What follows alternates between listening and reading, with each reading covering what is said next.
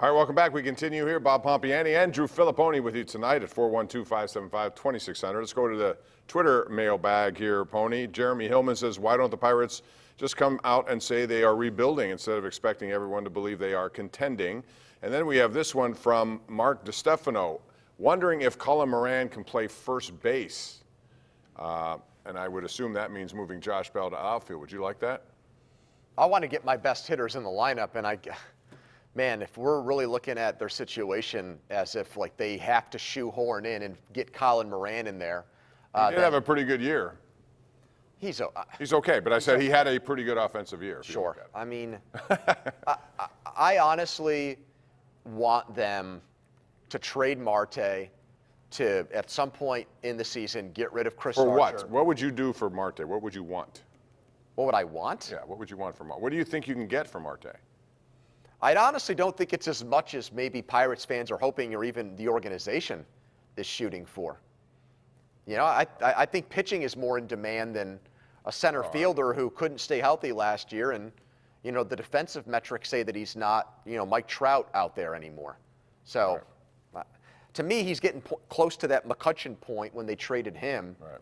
Where people are starting to question how much he has left. He has a nice contract for anyone who would want him, that's for sure. Let's go out to Herb in Renfrew, if he's still there. Herb, are you on the line? Yeah, hi Bob and Andrew. Hi, Herb. Thanks for taking my call. Sure.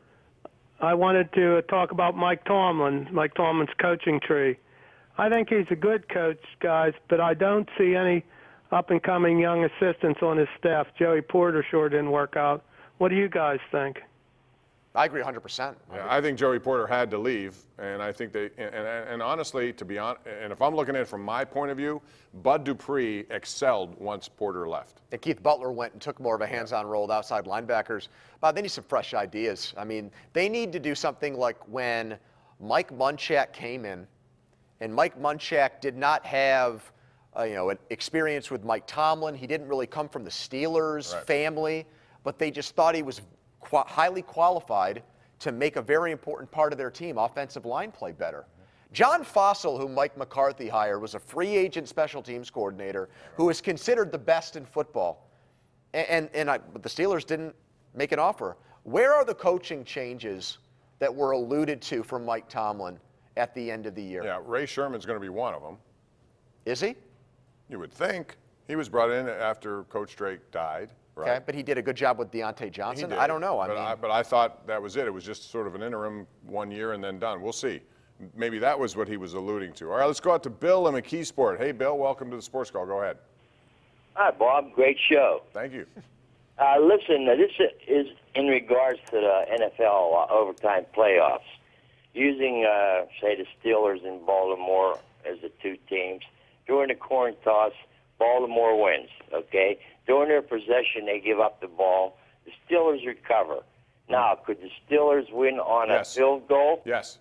And we got to cut you off there, but I don't like the situation. I wish each team had one possession regardless. I would keep the overtime rule as it is, but I would give the home team the ball first, no coin toss. They've earned it.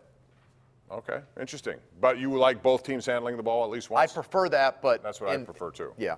All right, that's going to do it. For Andrew Fillipponi, I'm Bob Pompeani. Thanks for joining us. We'll see you again tomorrow night right here at 10:35. Good night, everyone.